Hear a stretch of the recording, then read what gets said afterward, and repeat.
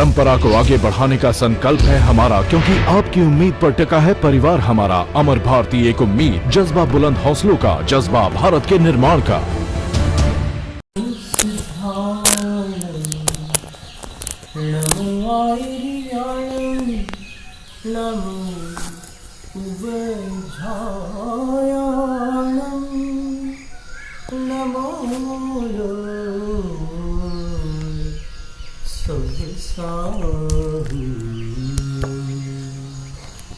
चत्तारि मंगलम अरहंत मंगलम सिद्ध मंगलम साहु मंगलम केवल पंडितो धम्मो मंगलम चत्तारि लोकोत्तमा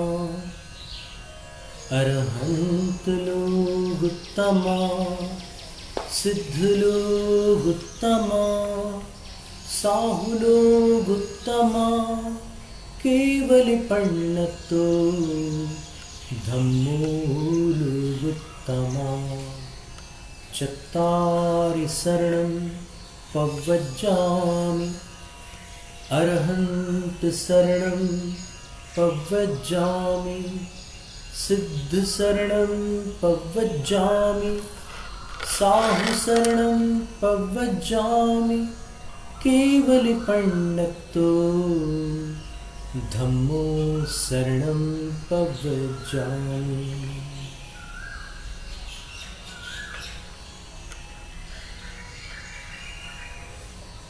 आस्तां तवस्तव नमस्त समस्त दोषं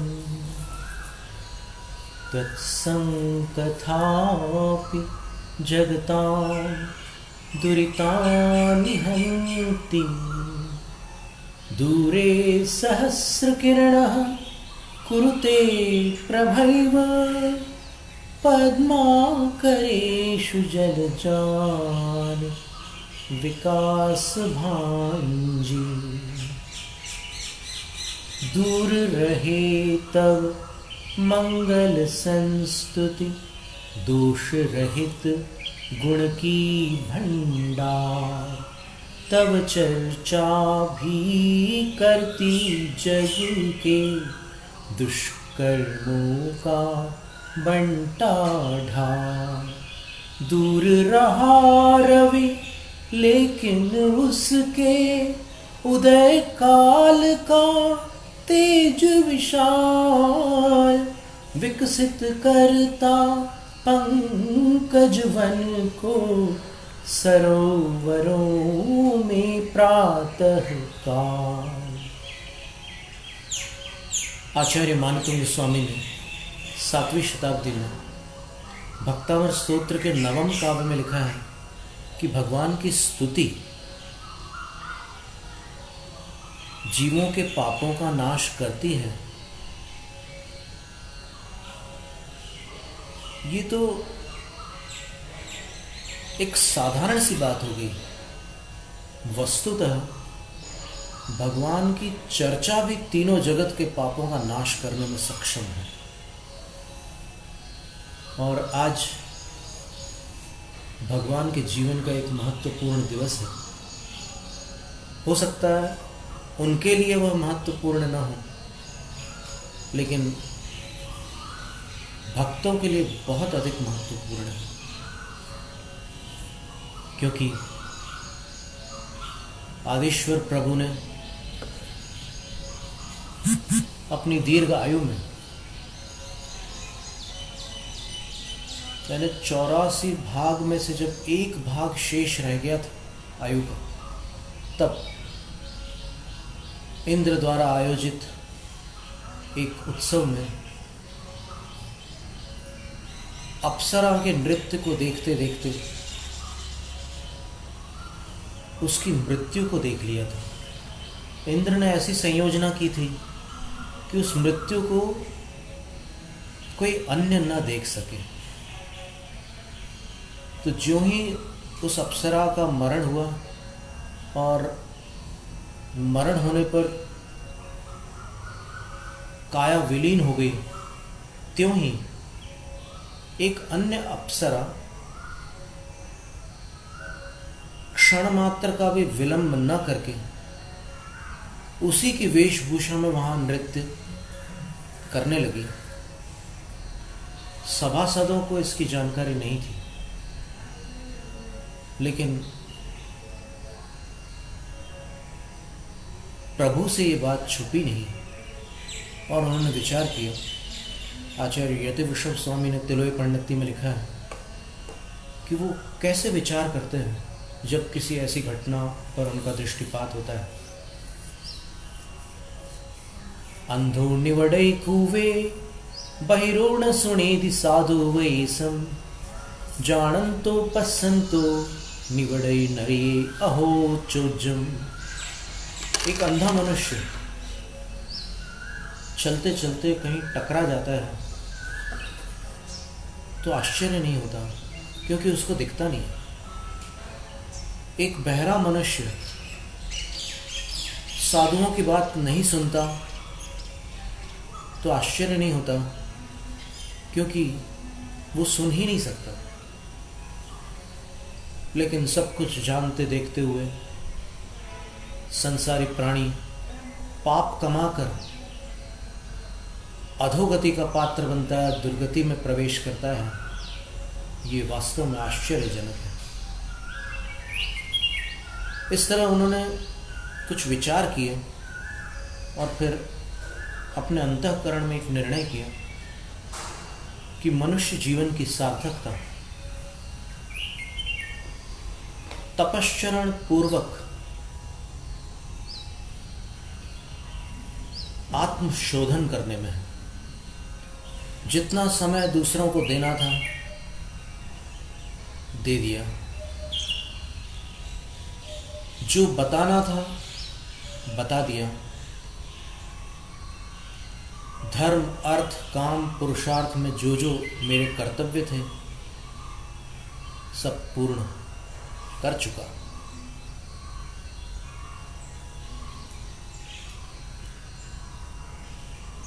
ब्रह्मचर्य आश्रम, गृहस्थ आश्रम, वानप्रस्थ आश्रम और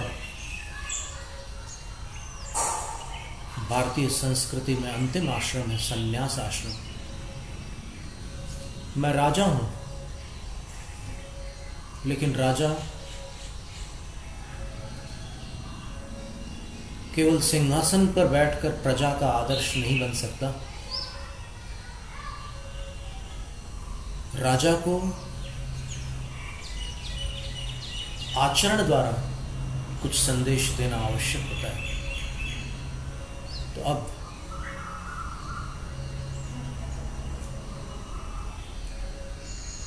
जगत पालन की वेला पूर्ण हो गई, संन्यास की वेला प्रारंभ हो रही है। और ज्यों ही प्रभु ऐसा विचार करते हैं तो ब्रह्मलोक में लौकांतिकों के आसन कंपायमान होते हैं। हेतु समझकर वो तत्काल भूमि लोक पर आते हैं और भगवान के संकल्प की अनुमोदना करते हैं, प्रशंसा करते हैं। कहते हैं कि 18 कोड़ा कोड़ी सागरों से इस भरत क्षेत्र पर धर्म तीर्थ का अभाव रहा है। आपने उत्तम विचार किया, आप धर्म तीर्थ का प्रवर्तन कीजिए, हम आपकी दीक्षा का समर्थन करते हैं। वो जाते हैं, कुछ डग वहां के भूमि गोचरी राजा उस दीक्षा की पालकी को उठाते हैं, कुछ डग विद्याधर उठाते हैं, फिर देवलोग आकाश मार्ग से उठा करके ले जाते हैं और उसके उपरांत एक अवनिका के भीतर, अवनिका का अर्थ एक वस्त्र का आवरण होता है जिसको आप पर्दा कह सकते हैं।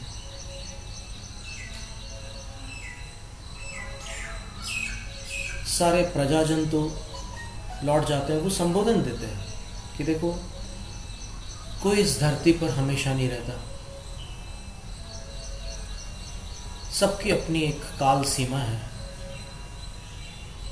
और अंतिम कार्य यही है, त्याग।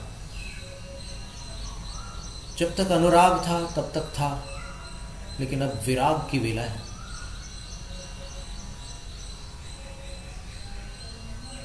बहुत मधुर संबोधन दे करके वो वहां से प्रस्थान करते हैं।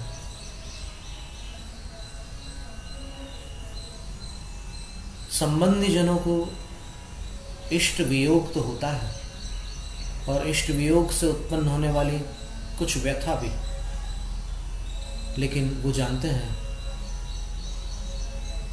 कि यह व्यथा मोहजनित है। विवेक से विचार करने पर ये भी समझ जाएंगे कि मेरा संकल्प ही समुचित है। अपने एक एक आभूषणों को पृथक करते हैं, अपने सुंदर अद्वितीय सुंदर केश, जिनको देखकर दर्शक मुग्ध हो जाए, ऐसे केश वो अपने हाथों से पृथक कर डालते हैं। पंचमुष्टि कहते हैं, 5 बार ऐसे पकड़ करके उन केशों को अलग कर देते हैं। अस्त्र वस्त्र शस्त्र सबसे विहीन होकर निर्वस्त्र निरस्त्र निःशस्त्र हो जाते हैं। जन्मजात बालक जैसे अपने सहज रूप को अंगीकार करते हैं, जैसे आए थे वैसे हो जाते हैं, क्योंकि अब जाने का समय है और जाने से पूर्व बहुत बड़ा कार्य संपन्न करना है। निर्वेश होना ही उनका वेश था, और उन्होंने सर्व त्याग करके केवल बाह्य त्याग नहीं,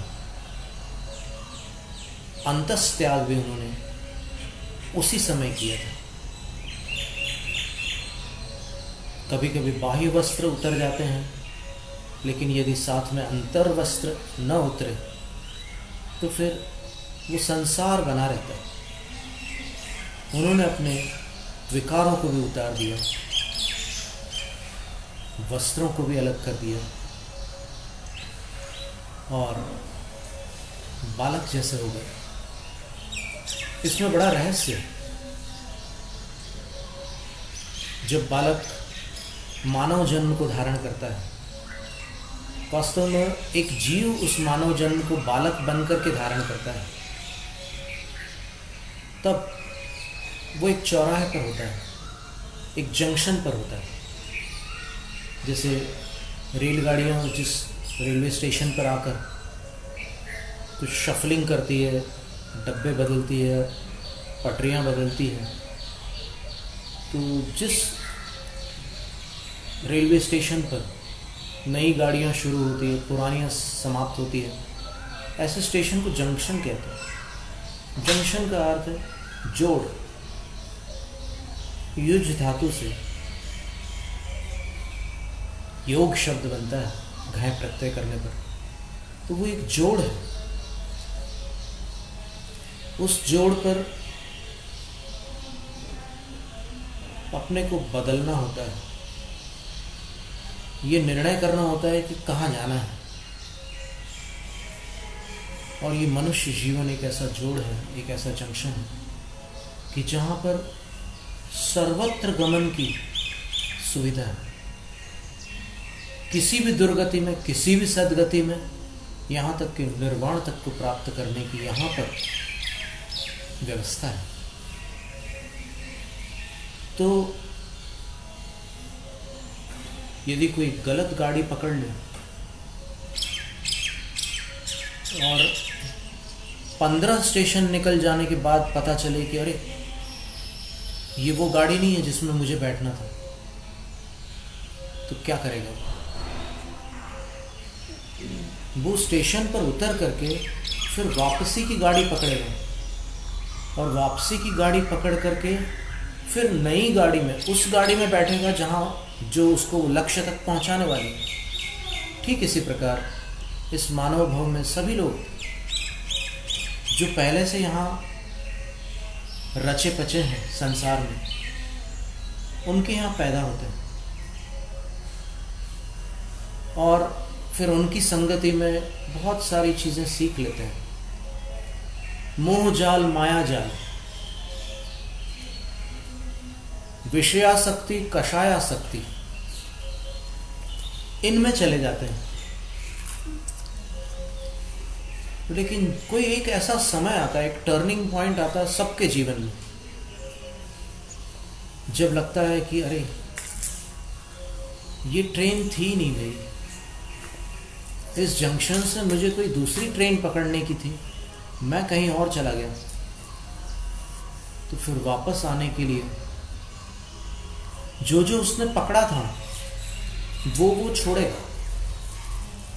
वस्त्र पकड़े थे तो वस्त्र छोड़े, अस्त्र पकड़े थे तो अस्त्र छोड़े, शस्त्र पकड़े थे तो शस्त्र छोड़े, राग पकड़ा था तो राग छोड़ा, विराग को पकड़ लिया। अब जब वापस स्टेशन पर आएगा तो फिर उसका रूप और स्वरूप क्या होगा? जो जो पकड़ा था वो छोड़ा तो वापस बालक जैसे ही हो गया। तो यही निर्वेश वेश का रहस्य है। और फिर वो मोक्ष की यात्रा प्रारंभ करते हैं संन्यास अंगीकार करके। तो आदिश्वर प्रभु भी, वृषभ तीर्थंकर भी इसी तरह चैत्र कृष्णा नवमी को दीक्षित हुए थे। 6 माह बाद उन्होंने विचार किया कि मेरे शरीर में तो पर्याप्त बल है, लेकिन यदि कोई मेरा अनुकरण करेगा तो उसको हानि होगी। बलवान का अनुकरण दुर्बल नहीं कर सकते और अनुकरण से महानता प्राप्त हो नहीं सकती। इसलिए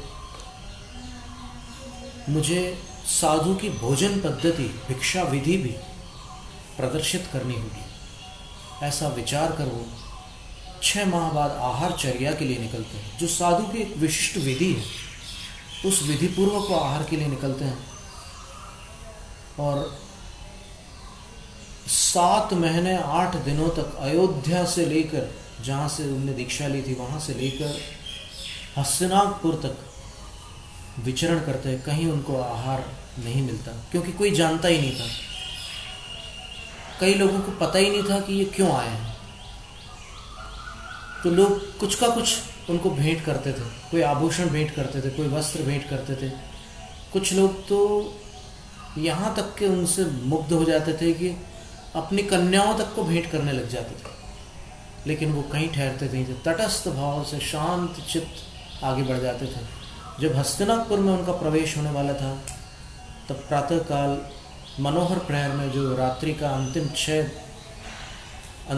3 घंटों का समय होता है, तब वहाँ के जो युवराज थे, हस्तिनापुर के राजा सोमप्रभ, रानी लक्ष्मीमती और सोमप्रभ राजा के छोटे भाई युवराज श्रेयंस कुमार, उनको 7 स्वप्न आते हैं।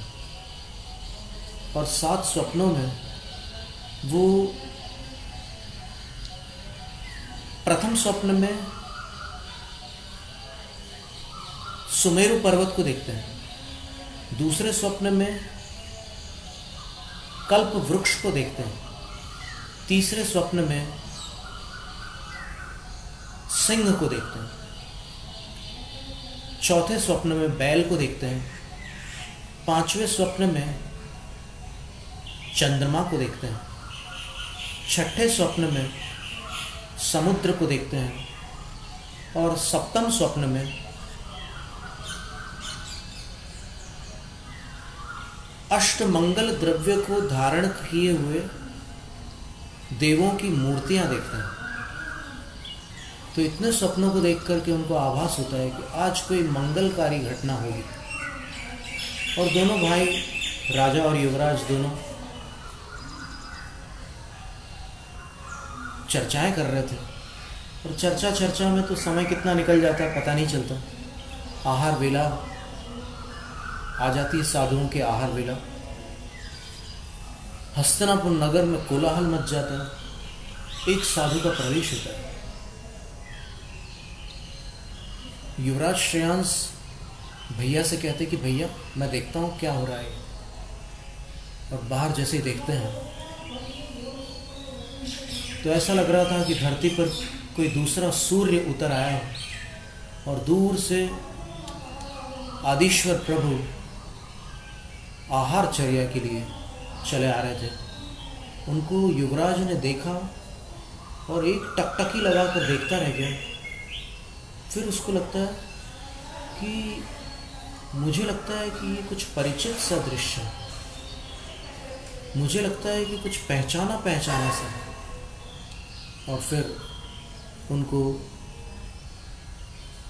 एक ज्ञान प्रकट होता है, पूर्व भवों का ज्ञान। तो अनेक भाव पूर्व उनको स्मरण आता है कि मैं पुरुष नहीं था, मैं रानी थी, मैं श्रीमती, और मेरे स्वामी वज्रचंद राजा थे और हमने ऐसे साधुओं को आहार दिया था, उनकी भिक्षाचर्या कराई थी। और सब कुछ स्मरण आने के बाद वो भैया से कहते हैं कि भैया चलो अपन पड़गान करते हैं। अब राजा सोमप्रभ पड़गान शब्द जीवन में पहली बार सुनता, बोले पड़गान क्या? तो राजकुमार कहते हैं, युवराज कहते हैं कि भैया मेरे पास समझाने का समय नहीं है, वो निकल जाएंगे, वो कहीं ठहरने वाले हैं नहीं, वो निर्ग्रंथ साधु हैं, चलो मैं जैसा करता हूँ वैसा आप लोग कीजिएगा। और वो जाते हैं नीचे, रानी भी साथ आती है और नीचे युवराज श्रेयांश जो छोटे अनुज थे उनके बड़े भाई राजा सोमप्रभ के, वो हाथ जोड़ करके खड़े होते हैं। राजा और रानी भी हाथ जोड़ लेते हैं। गृह कार्येषु वामांगी धर्म कार्येषु दक्षिणा। गृहस्थी के कार्यों में जो पत्नी होती है वो वामांगी अर्थात पति के बाएं हाथ की तरफ रहती है, लेकिन धर्म कार्येषु दक्षिणा, धर्म कार्य जब करना होता है तो वो दाहिनी तरफ होती है। तो युवराज, राजा और रानी ऐसे क्रम से खड़े होकर के तीनों एक पंक्तिबद्ध होकर जैसे श्रेयांश बोल रहे थे वैसे ही करते हैं। हे स्वामिन नमोस्तु नमोस्तु नमोस्तु, अर्थात हे स्वामी, स्वामी स्व विद्यते यस्य स स्वामी। समय पहाड़ ग्रंथ की आत्मख्याति टीका में अमृतचंद्र सूरी ने लिखा है, आचार्य श्री ने, कि जो अपने को वश में कर चुके हैं उनको स्वामी कहते हैं, जो अपने मालिक हैं उनको स्वामी कहते हैं, अपने स्वामी उनको स्वामी कहते हैं। अब स्वामी शब्द ही स्वामी का वाचक है। हे स्वामी नमोस्तु नमोस्तु नमोस्तु, वो भी साथ में बोलते हैं स्वामी नमोस्तु नमोस्तु नमोस्तु। अत्र अत्र अत्र आगच्छ तिष्ठ, यहाँ आइए, यहाँ ठहरिए। सारे प्रजाजन आश्चर्यचकित होकर के देखते हैं कि ये क्या कर रहे हैं लोग, इनको कुछ विशेष जानकारियां हैं। और फिर जैसे प्रभु, देखिए 7 महीने 8 दिन बाद ये प्रथम अवसर था, लेकिन उनके चेहरे पर कोई शिकन नहीं, कोई फर्क नहीं।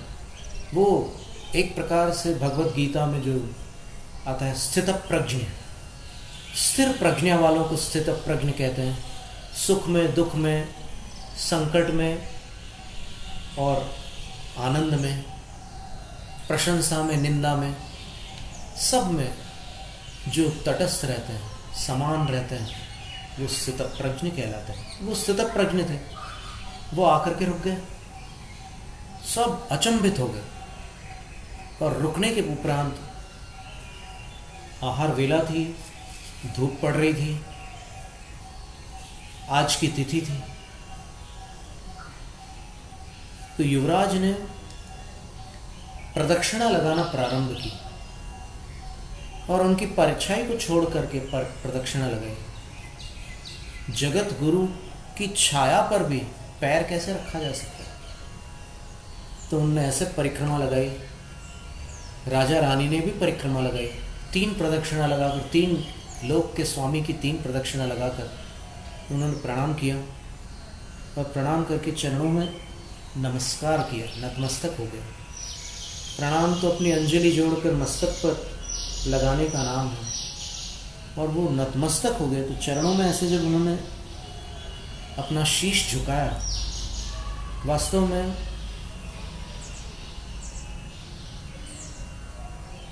किसी उर्दू शायर ने लिखा है, मालूम नहीं है तुझको अंदाज़ इबादत,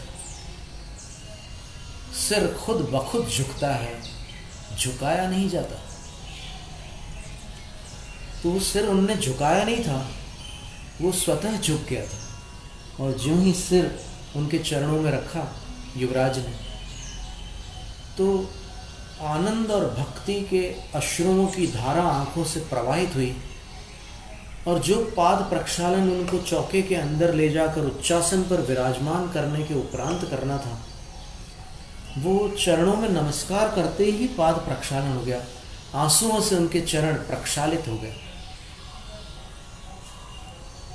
फिर अब प्रक्षालन के बाद मार्जन अनिवार्य क्रिया है,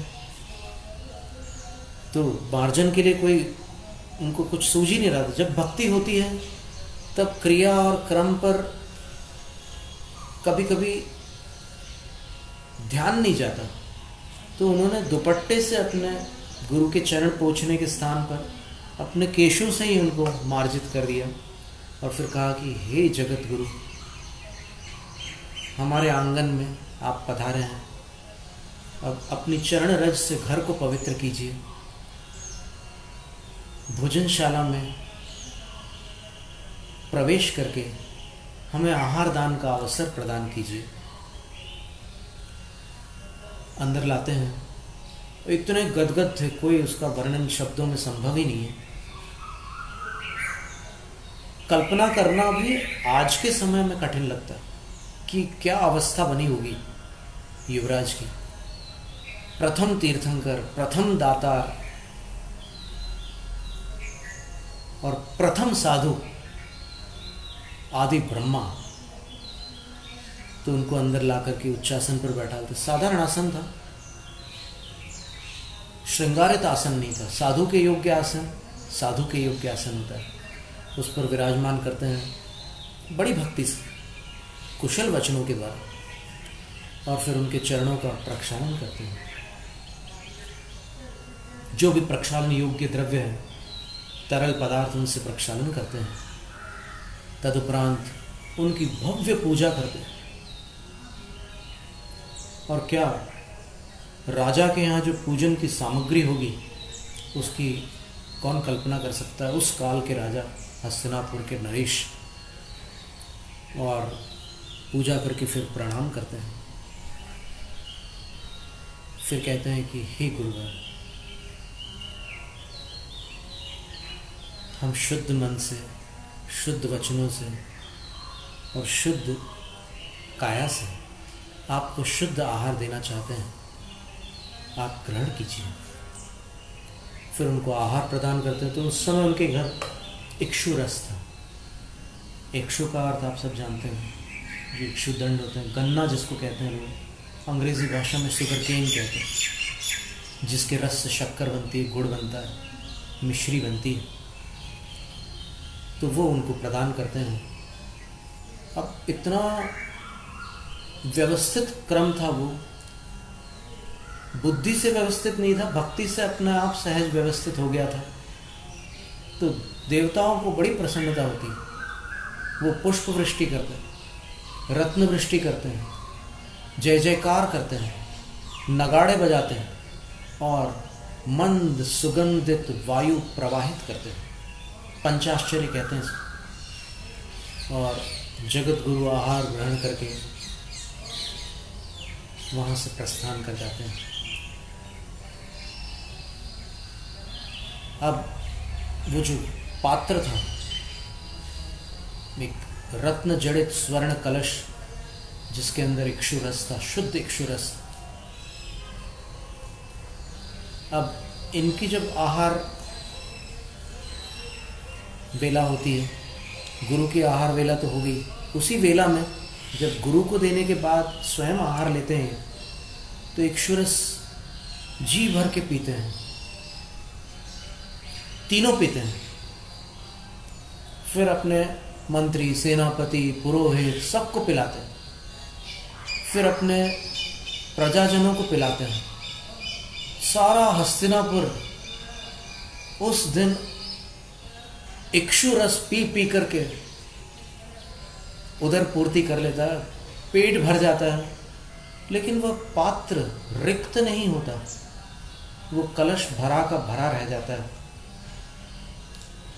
तो तृतीया की तिथि थी, कलश अक्षय हो गया था, इसलिए नाम पड़ गया अक्षय तृतीया। वस्तुतः वृषभेश्वर आदिश्वर मुनिराज अक्षीण रिद्धि के धारक थे।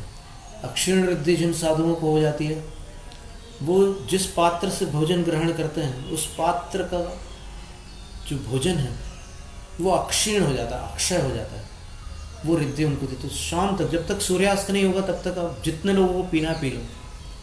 पूरी सेना, चक्रवर्ती की अक्षौहिणी सेनाएं भी अगर उसका पान कर ले तो भी वो पात्र रिक्त नहीं हो सकता। तो ऐसी अक्षय तृतीया की ये सुंदर कथा है। तो ऐसे आदिश्वर प्रभु को प्रणाम करते हैं। और दातार श्रेयांश कुमार जो प्रथम दान के सौभाग्यशाली दातार थे, चक्रवर्ती को जब समाचार मिलता है अयोध्या में कि ऐसी ऐसी घटना हुई है, तो वो स्वयं वहां पर आते हैं और श्रेयांश को दान तीर्थंकर घोषित करते हैं। वो धर्म तीर्थंकर है, वृषभेश्वर आदिश्वर स्वामी ये दान तीर्थंकर।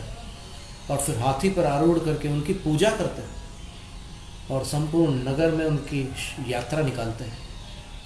और इस तरह धर्म तीर्थंकर और दान तीर्थंकर की ये घटना यहाँ पर संपन्न होती है। जैनम जयतु शासनम।